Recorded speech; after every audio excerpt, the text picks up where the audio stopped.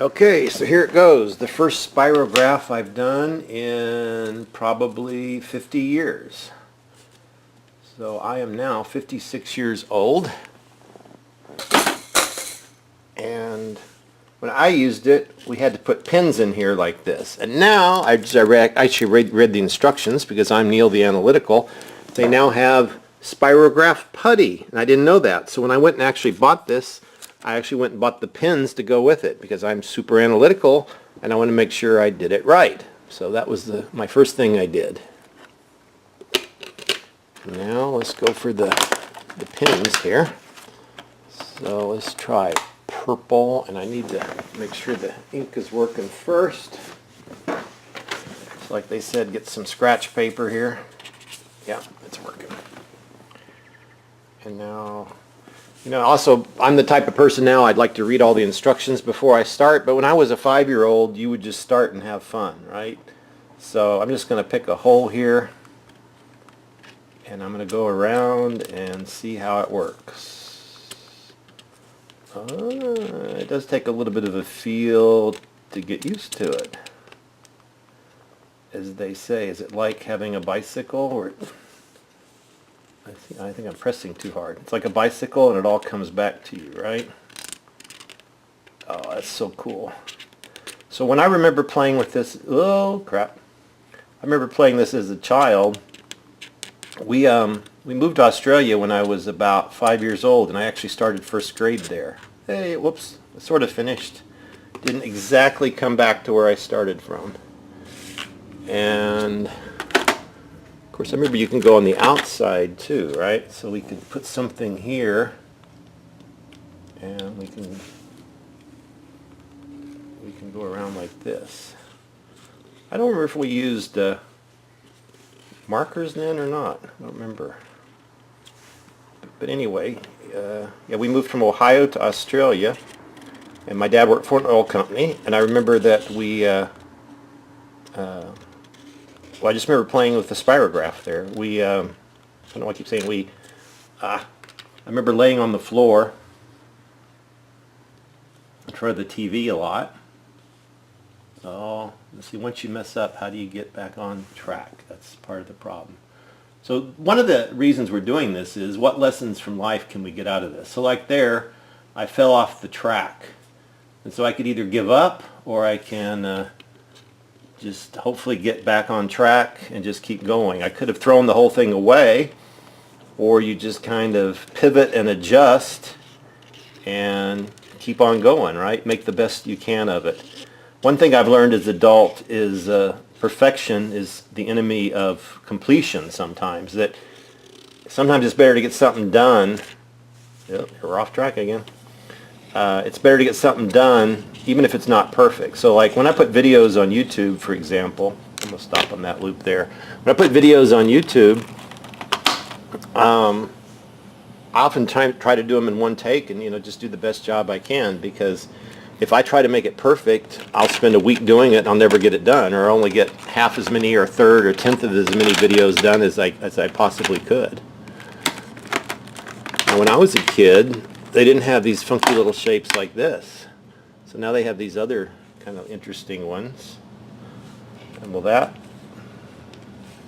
I don't know if that goes on the outside or not, but this is what you do. You test and you find out, right? So I'm going to try the green pen now.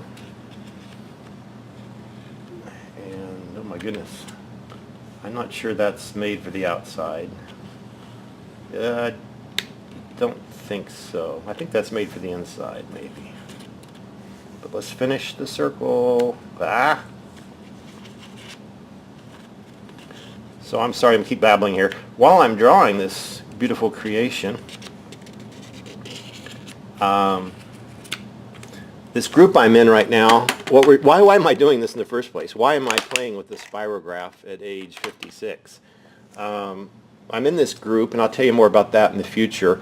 But one thing we're doing is we're looking at gamification and what that can do for a business. And so I went to LA a few weeks ago, and we learned about how you can gamify a website, and that's kind of what we're doing in our site, and this method that we're learning with our mentor. And by gamifying things, people will take action where oftentimes before they would get involved with something and then they would never take the first step, right? So with gamification, basically we can have points and prizes. And what, off track again. What we're going to do is, there's something new coming out July 4th, and I can't tell you all the details yet because I don't have that many. And that was a little bit off too. But as this July 4th thing is coming up, I'll keep you posted. And we're going to be playing games kind of like this out in the real world, and we're going to earn karma points and karma coins. So actually by doing this today, I think I'm going to get some karma points.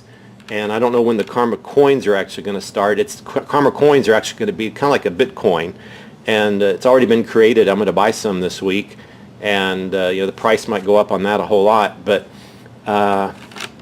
it's just amazing what's going on now with these cryptocurrencies, right? Okay, let me grab this big one and see what I can do here. That one's not a lot of room, is it? So I'm going to try a different color. And oh my gosh, that goes like a little zigzag on the inside there.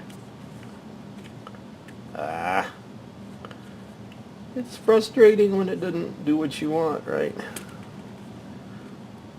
Sorry, another life lesson. Today I was trying to do something on the internet with Google and SEO, and I wanted to go to Google Webmaster Tools, and I had to create a new account, and I was having trouble with the phone verification, and then the stupid CAPTCHAs that were coming up, and the CAPTCHAs now, they make you click on these pictures. They're supposed to be signs or something, and I'm not even sure I could tell if they're talking about the sign or the signpost.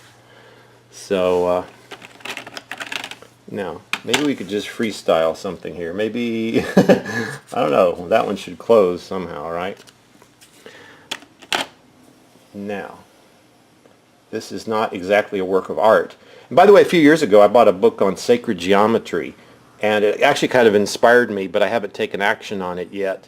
But sacred geometry is where you could draw pictures, maybe not exactly like this, but there's some classic artworks like the Fibonacci sequence and the Flower of Life and stuff like that, where I was thinking about buying a paint set and actually trying to draw some of those and, use to decorate my home or apartment or whatever.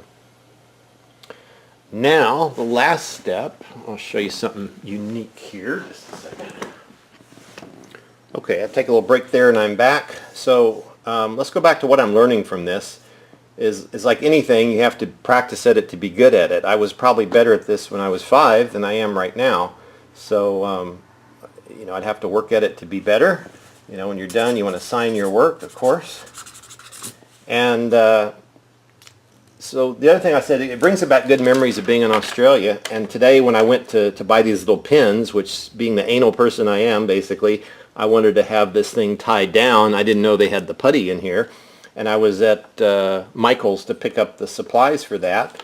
And it was reminding me that Father's Day is coming up. So I'm going to dedicate this to my dad. As it says here, Father knows best.